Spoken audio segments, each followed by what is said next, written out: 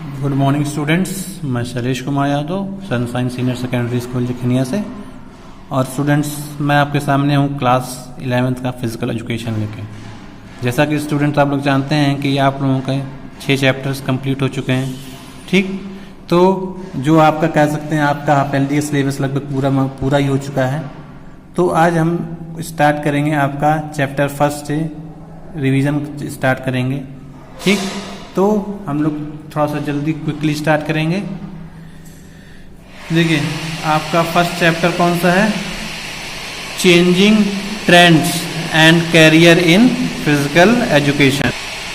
तो स्टूडेंट्स, हमको इस चैप्टर में जो आप देख रहे हैं, ये हमको 6 टॉपिक्स हैं जिनको हमको कवर करना है।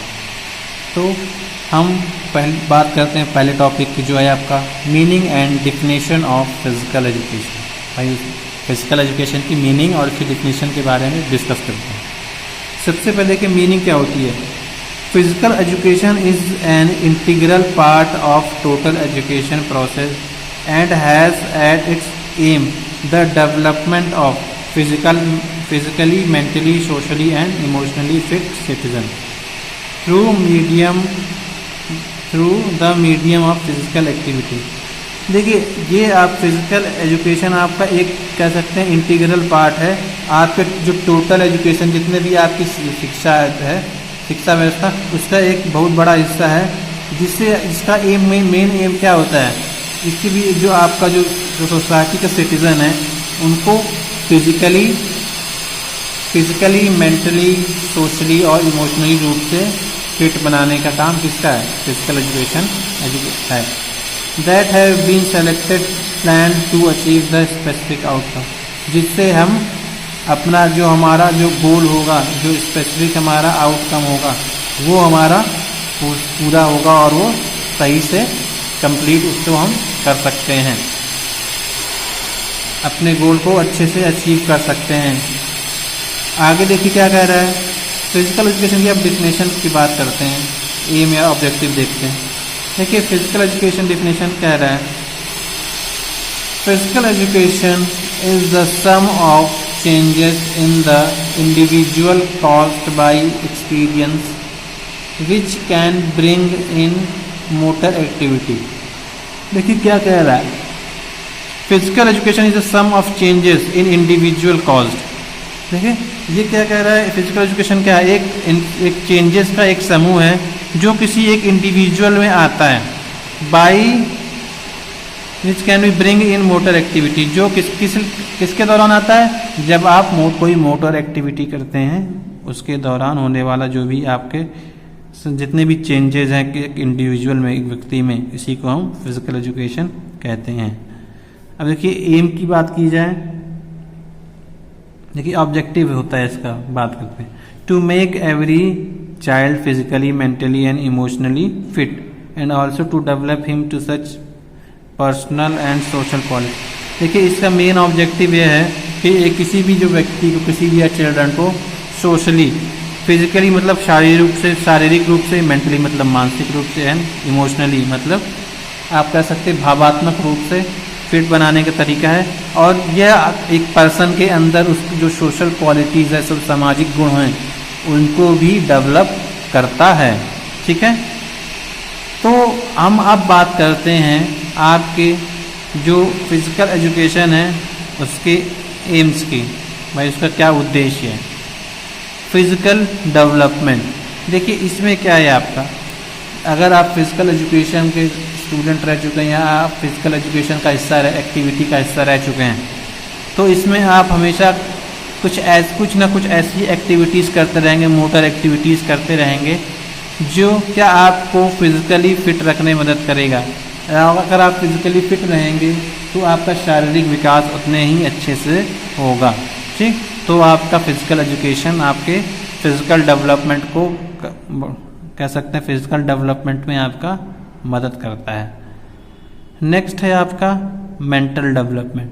देखिए इसके दौरान जो फिजिकल एजुकेशन के दौरान जो होता है, हम फिजिकली फिट तो होते हैं, लेकिन हमारी जो मेंटल कंडीशन होती है वो भी हमारी कहते हैं स्ट्रांग होती है, स्टेबल होती है। देखिए, अगर आप दिमागी रूप से स्वस्थ नहीं है तो आप तुरंत कोई डिसीजन नहीं ले पाएंगे, तुरंत कोई कह सकते हैं किसी चीज़ पे तुरंत फैसला लेना वो आपके बस के बाहर का हो जाएगा। तो अगर आप शारीरिक रूप मानसिक रूप से स्वस्थ हैं, अगर मैच्योर हैं, तो आप किसी भी चीज़ से डिसीजन सोच समझ के समय के अनुसार जो ज़रूरत है उसके हिसाब से लेंगे। ठीक, तो आप कह सकते हैं वो जो आपका फिजिकल एजुकेशन है वो आपके मेंटल डेवलपमेंट में भी मदद करता है, जिससे आपकी डिसीजन मेकिंग पावर बढ़ती है। अगला देखिए क्या करें, इमोशनल डेवलपमेंट। देखिए आपका जो है फिजिकल एजुकेशन की मदद से हम अपने इमोशन जो होते हैं इमोशनल डेवलपमेंट भी कर सकते हैं, मतलब अपने इमोशंस के ऊपर कंट्रोल कर सकते हैं। कुछ लोग होते हैं बहुत जल्दी एग्रेसिव हो जाते हैं, बहुत जल्दी खुश हो जाते हैं, बहुत जल्दी नाराज़ हो जाते हैं। तो ये क्या है, मतलब उनका आप कह सकते हैं इमोशनली वो कह सकते हैं वीक हैं, वो अंडर डेवलप हैं। लेकिन अगर आप पूरी तरीके से इमोशनली डेवलपमेंट आपका हो चुका है तो आपको अपने इमोशंस के ऊपर कंट्रोल रहेगा। ठीक है, ये आपके इमोशनल डेवलपमेंट के अंदर आएगा। नेक्स्ट है आपका सोशल डेवलपमेंट, मतलब सामाजिक विकास। देखिए सामाजिक विकास का मतलब क्या होगा, देखिए आपका जो स्पोर्ट्स इवेंट होता है वो भी एक तरह का आपके अंदर सोशल क्वालिटी जो डेवलपमेंट एबिलिटी जो होती है वो डेवलप करने में मदद करता है। और जैसे आप इसको स्पोर्ट्स इवेंट कर रहे हैं उसमें आपको क्या सिखाया जाता है कि स्पोर्ट्स स्पिरिट होनी चाहिए, टुगेदरनेस यानी एकजुटता होनी चाहिए, ऑनेस्टी होनी चाहिए। ठीक, एक दूसरे के प्रति ऑनेस्ट वफादार होना चाहिए, टीम मेंबर्स से भरोसा करना चाहिए, कोई भी काम करना चाहिए तो एक साथ करना, टीम वर्क करना चाहिए, जिससे हमको सक्सेस होने के चांस बढ़ जाते हैं। तो जैसे ये सब चीज़ें आप इस स्पोर्ट्स में सीखते हैं तो ये आपका एक तरह का आप कह सकते हैं, ये जो आपका एक तरह का सोशल आपकी लाइफ का भी हिस्सा आपका ये हो जाता है। ठीक है, इसमें देखिए सोशल लाइफ में आपको क्या कहते हैं, भाई समाज में सभी के साथ मिलजुल के रहना चाहिए, एक दूसरे से अच्छे से बर्ताव करना चाहिए, आपका कह सकते हैं कि सबकी मदद करनी चाहिए। ये सब क्या है आपका सामाजिक गुण है। तो इसका आपका जो आपका कहते हैं इमोशनल डेवलपमेंट कैसे होगा, अगर आप फिजिकल एजुकेशन कर रहे हैं, ले रहे हैं, कोई एक्टिविटी कर रहे हैं, तो उससे आपका सोशल डेवलपमेंट जो होगा वो आपका अच्छे तरीके से हो जाएगा और आप सोसाइटी के एक एक्टिव मेंबर की तरह रह पाएंगे। देखिए आगे क्या कह रहा है, डेवलपमेंट ऑफ हेल्थ। देखिए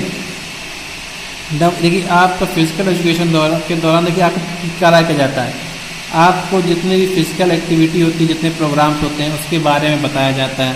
ठीक, और आपको जितने हेल्थ रिलेटेड जितने भी इश्यूज होते हैं कि अपने आप को फिजिकली फिट कैसे रखना है, कि ऐसा क्या करें कि हम जल्दी बीमार ना पड़े, हमारी बॉडी पूरी तरीके से हेल्दी रहे, फिट रहे, तो उसके लिए भी आपका फिजिकल एजुकेशन ज़रूरी होता है। अगर आप फिजिकल एजुकेशन के स्टूडेंट हैं तो आपको पता रहेगा कि अपने आप को हेल्दी रखने के लिए आपको क्या करना है। और जैसे हेल्दी आपको रखना है तो आपको पता है कि भाई बैलेंस डाइट लेनी चाहिए, time to time physical activity करनी चाहिए। ठीक, ये सब क्या है आपका, और अपने जो बॉडी का ख्याल कैसे रखना चाहिए, साफ़ सफाई कैसे रखनी चाहिए। ठीक, तो ये सब क्या है आपके हेल्थ डेवलपमेंट में फिजिकल एजुकेशन एक बहुत बड़ा रोल अदा करता है। अब देखिए अगला है आपका न्यूरोमस्कुलर कोऑर्डिनेशन। वो आपका न्यूरोमस्कुलर मतलब आपका कह सकते हैं आपके न्यूरोमस्कुलर मतलब आपके जो दिमाग और कह सकते हैं आपके सेंस ऑर्गन के बीच में जो कोऑर्डिनेशन होता है, मसल के बीच में कोऑर्डिनेशन जो होता है और दिमाग के बीच में, उसी को कोऑर्डिनेशन को हम न्यूरोमस्कुलर कोऑर्डिनेशन कहते हैं। क्योंकि अगर हम फिजिकल एजुकेशन के छात्र हैं तो स्टूडेंट हैं तो वो उसमें हम अगर जो भी फिजिकल एक्टिविटी करते हैं तो उसकी करने के दौरान जो हमारी जो न्यूरोमस्कुलर कोऑर्डिनेशन होता है, मतलब हमारे बॉडी और माइंड का जो कोऑर्डिनेशन होता है वो आपको काफ़ी कह सकते हैं हेल्दी हो जाता है, वो और अच्छा हो जाता है, जिससे कोई भी काम आप प्रॉपर सही तरीके से कर सकते हैं।